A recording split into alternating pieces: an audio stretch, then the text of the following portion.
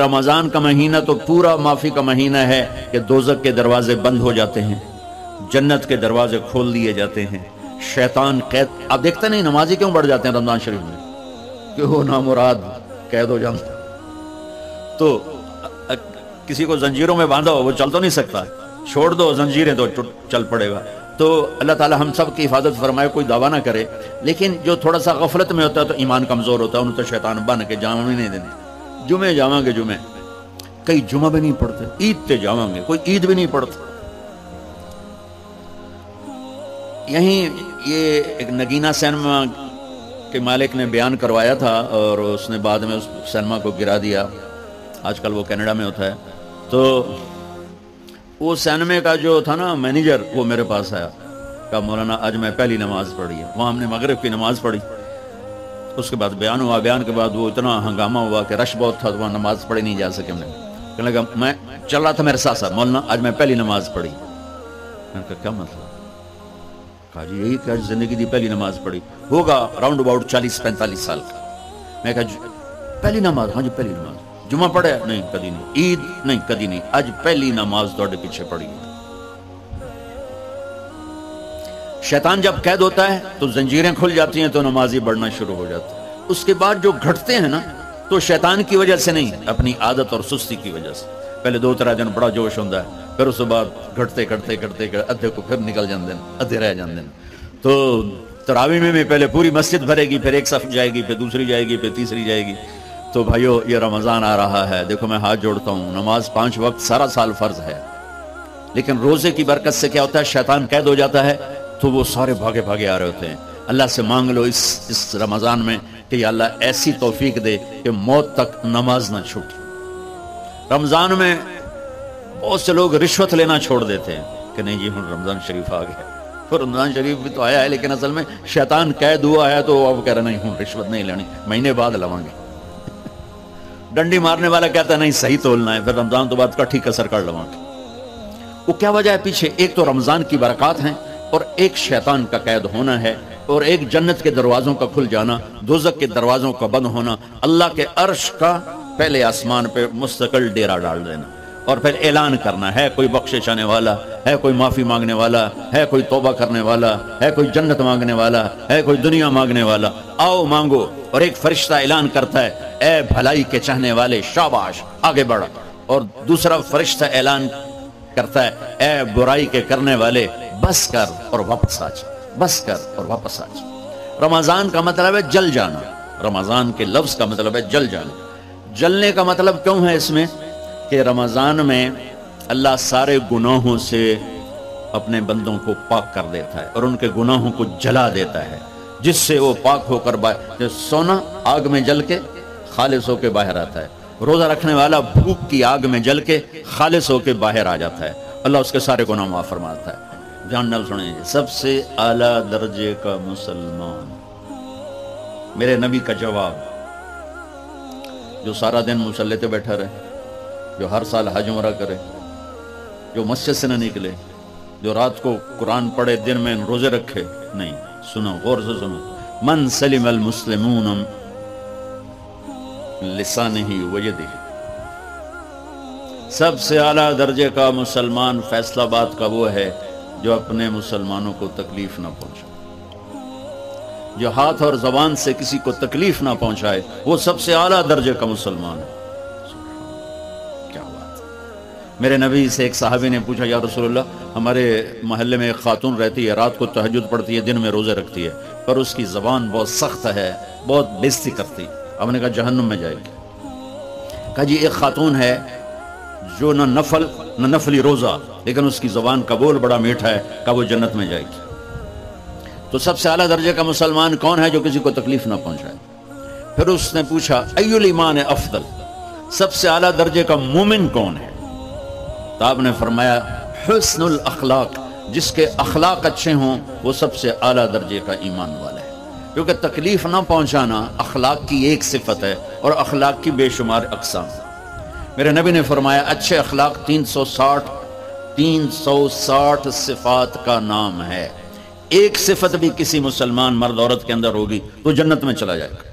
سامنے ابو بکر بیٹھے تھے، کہنے لگے یا رسول اللہ کو میرے اندر بھی ہے؟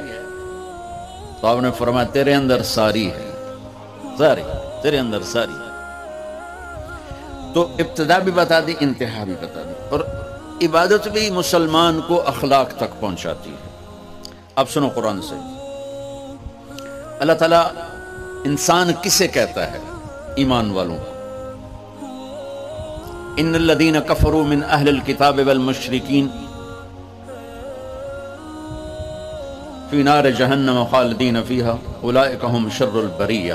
سب سے بدترین مخلوق وہ ہے جو اللہ کو نہ مانے، جو اللہ کے دین کو نہ مانے۔ آپ نے کہا وہ سب سے بدترین مخلوق۔ تو لا الہ الا اللہ محمد رسول اللہ ہمیں انسانیت میں داخل کرتا ہے۔ انسان ہے ہی وہ جو لا الہ الا اللہ محمد رسول اللہ کا کلمہ پڑھتا ہے میرے رب کے نزدیک۔ نماز کیا ہے؟ نماز کیا ہے؟ بول بھائی۔ ہاں، میرا اللہ کہتا ہے ان الصلاۃ تنہا، اب آئی نہیں چل رہا،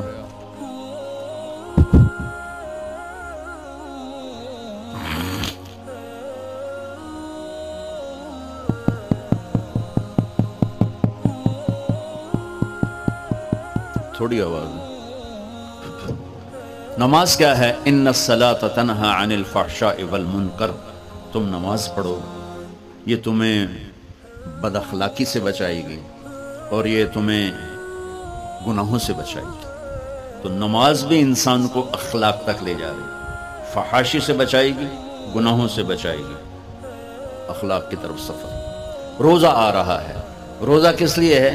کتب علیکم الصیام کما کتب علی الذین من قبلکم لعلکم تتقون، تم پر روزہ فرض کیا ہے جیسے پہلوں پہ کیا تھا تاکہ تم تقوی والے بن جاؤ۔ تقوی والے کون ہیں؟ وسارعوا الی مغفرۃ من ربکم وجنۃ عرضها السماوات والارض اعدت للمتقین، کہ میرے بندو دوڑو جنت کی طرف جو تقوی والوں کے لیے۔ متقی کون ہیں دن تقوی والے یا اللہ؟ کہ الذین ينفقون فی السراء والضراء، کا جو میرے نام پہ سخاوت کرتے ہیں، چاہے تنگ دست ہوں چاہے پیسے والے ہوں، چاہے تھوڑا مال ہوئے چاہے زیادہ مال ہوئے، وہ میرے نام پہ خرچ کر دیں۔ الکاظمین الغیظ، جو غصے کو پی جاتے ہیں، والعافین عن الناس، اور جو لوگوں کو معاف کر دیتے ہیں، اللہ تعالیٰ کہہ رہا ہے یہ تقوی والے ہیں۔ تو روزہ بھی اخلاق پہ لے جا رہا ہے۔ فمن فرض فیہن الحج فلا رفث ولا فسوق ولا جدال، میرے رب نے کہا حج کا ارادہ کر لیا ہے تو زبان کی گندی، زبان کا گندا لہجہ اور زبان کے گندے بول سے بچو، لڑائی سے بچو، گناہوں سے بچو۔ تو حج بھی میٹھے بول پہ لا رہا ہے، لڑائی سے بچنے پہ لا رہا ہے، نافرمانی سے بچنے پہ لا رہا ہے۔ خذ من اموالہم صدقۃ تطہرہم وتزکیہم بہا وصلی علیہم، میرا رب فرما رہا ہے میرے محبوب ان سے زکوٰۃ لیں اور ان کو پاک کریں اور ان کا تزکیہ کریں، ان کو ایک اچھا انسان بنائیں۔ زکوٰۃ ہو اخلاق بنتے ہیں، روزہ ہو اخلاق بنتے ہیں، حج ہو اخلاق بنتے ہیں، نماز ہو اخلاق بنتے ہیں، کلمہ ہو انسان بنتا ہے۔ یہ اتنا زور کیوں دیا ہے اخلاق پر کہ میرے بھائیو، اچھا معاشرہ جو وجود میں آتا ہے وہ ایک دوسرے کو معاف کرنے سے وجود میں آتا ہے۔ مسجد نماز کے لیے ہے، اور نماز ایک انفرادی عمل ہے جو کر کے میں گھر چلا جاتا ہوں، دفتر چلا جاتا ہوں، پڑھوں نہ پڑھوں، نہ پڑھنے کا گناہ مجھ پر، پڑھنے کی نیکی مجھ پر۔ لیکن اگر میرے اخلاق برے ہیں، روزہ میری چیز ہے، رکھوں اجر، نہیں رکھوں پکڑ، زکوٰۃ دے دوں اجر نہ دوں پکڑ، حج کر لوں اجر نہ کروں پکڑ، صرف میری ذات سے کے گرد ہے نماز بھی، روزہ بھی، حج بھی، زکوٰۃ بھی۔ لیکن برے اخلاق جتنا معاشرے میں میرا اثر ہے وہ سب تباہی پھیلا دیں، اور اچھے اخلاق جتنا معاشرے میں میرا اثر ہے وہاں خوبصورتی کو پھیلا دیں۔ عبادت چھپ جاتی ہے۔ میں نے فجر پڑھی ہے کہ نہیں پڑھی آپ کو پتہ ہے؟ بولو، آپ نے پڑھی ہے یا نہیں پڑھی مجھے کوئی پتہ ہے نہیں، لیکن یہاں بیٹھ کے اللہ نہ کرے میں فرقہ واریت کی بات کروں، آپ سب کو پتہ چلے گا کہ نہیں چلے گا کہ مولوی اگلا رہا ہے؟ اور یہاں بیٹھ کے میں محبت کی بات کروں تو آپ کو پتہ چلے گا کہ نہیں چلے گا کہ یہ محمد مصطفیٰ صلی اللہ علیہ وسلم والے اخلاق بتا رہا ہے؟ تو اخلاق چھپتے نہیں، برے ہوں یا اچھے ہوں، ظاہر ہوتے ہیں، اور سب سے زیادہ اس آدمی کا خاندان جس آدمی کو بدتمیزی کی عادت ہے وہ بیوی کے دل کو برباد کر دے گا، ماں باپ کے دل کو برباد کر دے گا، اولاد کو برباد کر دے گا، دوستوں کو، نوکروں کو برباد کر دے گا۔ اس کے نوکر سامنے کہیں گے میاں صاحب، شیخ صاحب، سیٹ صاحب، خان صاحب، اتھے جا کے گالی کڈن گے۔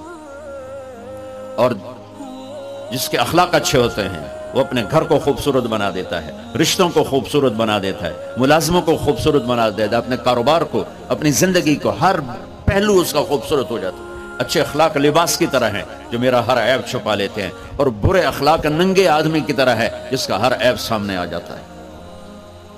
اور اللہ کی رحمت اتنی طاقتور ہے کہ میرا رب فرماتا ہے، یہ تو میں نے 5 غلطیاں بتائی ہیں، لیکن میرا رب فرماتا ہے میرا بندہ میں تجھے عمر بھی دیتا ہوں، طاقت بھی دیتا ہوں، تو اتنے گناہ کر کے زمین فیصل آباد کی سے اٹھا کر آسمان کی چھت کو لگا دے، سوری دنیا گناہ گار ہو جائے نا تو آسمان کیا چاند تک بھی گناہ نہیں جا سکتے۔ اور میرا اللہ کہہ رہا ہے ایک مرد عورت اتنے گناہ کرے کہ آسمان کی چھت کو لگا دے، پھر صرف ایک دفعہ مجھے کہے یا اللہ معاف کر، تو میں سارے ہی معاف کر دوں۔